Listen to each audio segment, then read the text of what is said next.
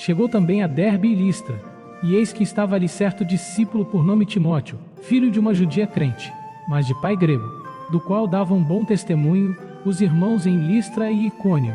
Paulo quis que este fosse com ele, e tomando-o, o circuncidou por causa dos judeus que estavam naqueles lugares, porque todos sabiam que seu pai era grego. Quando iam passando pelas cidades, entregavam aos irmãos, para serem observadas, as decisões que haviam sido tomadas pelos apóstolos e anciãos em Jerusalém. Assim as igrejas eram confirmadas na fé, e dia a dia cresciam em número. Atravessaram a região frígio-gálata, tendo sido impedidos pelo Espírito Santo de anunciar a palavra na Ásia.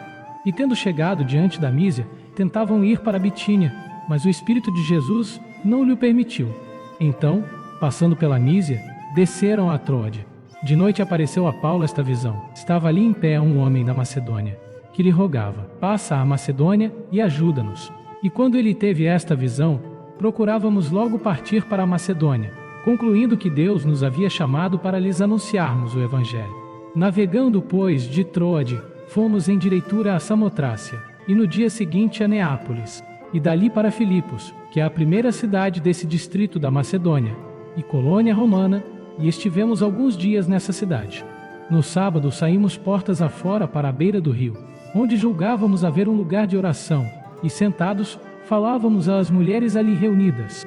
E certa mulher chamada Lídia, vendedora de púrpura, da cidade de Tiatira, e que temia a Deus, nos escutava, e o Senhor lhe abriu o coração para atender às coisas que Paulo dizia.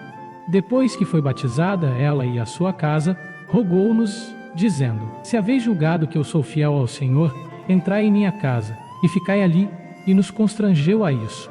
Ora, aconteceu que quando íamos ao lugar de oração, nos veio ao encontro uma jovem que tinha um espírito adivinhador, e que adivinhando dava grande lucro a seus senhores.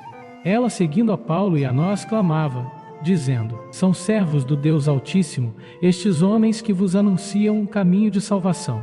E fazia isto por muitos dias. Mas Paulo, perturbado, voltou-se e disse ao espírito: eu te ordeno em nome de Jesus Cristo que saias dela. E na mesma hora saiu. Ora, vendo seus senhores que a esperança do seu lucro havia desaparecido, prenderam a Paulo e Silas, e os arrastaram para uma praça à presença dos magistrados. E apresentando-os os magistrados, disseram: estes homens, sendo judeus, estão perturbando muito a nossa cidade, e pregam costumes que não nos é lícito receber nem praticar, sendo nós romanos.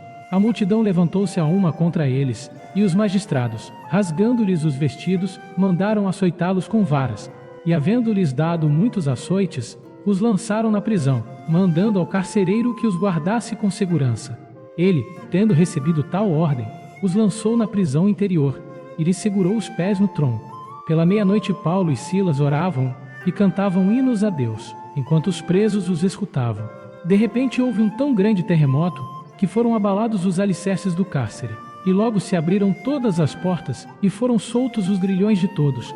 Ora, o carcereiro, tendo acordado e vendo abertas as portas da prisão, tirou a espada e ia suicidar-se, supondo que os presos tivessem fugido. Mas Paulo bradou em alta voz, dizendo: não te faças nenhum mal, porque todos aqui estamos. Tendo ele pedido luz, saltou dentro, e todo trêmulo, se prostrou ante Paulo e Silas. E, tirando-os para fora, disse: senhores, que me é necessário fazer para me salvar? Responderam eles: crê no Senhor Jesus, e serás salvo, tu e tua casa. Então lhe pregaram a palavra de Deus, e a todos os que estavam em sua casa. Tomando-os ele consigo naquela mesma hora da noite, lavou-lhes as feridas, e logo foi batizado, ele e todos os seus. Então os fez subir para sua casa, pôs-lhes a mesa e alegrou-se muito com toda a sua casa, por ter crido em Deus. Quando amanheceu, os magistrados mandaram quadrilheiros a dizer: soltai aqueles homens. E o carcereiro transmitiu a Paulo estas palavras, dizendo: os magistrados mandaram que fosseis soltos. Agora, pois saí e ide em paz. Mas Paulo respondeu-lhes: açoitaram-nos publicamente sem sermos condenados, sendo cidadãos romanos, e nos lançaram na prisão, e agora encobertamente nos lançam fora. De modo nenhum será assim, mas venham eles mesmos e nos tirem. E os quadrilheiros foram dizer aos magistrados estas palavras, e estes temeram quando ouviram que eles eram romanos. Vieram, pediram-lhes desculpas, e tirando-os para fora, rogavam que se retirassem da cidade. Então eles saíram da prisão, entraram em casa de Lídia, e vendo os irmãos, os confortaram, e partiram. Atos capítulo 16.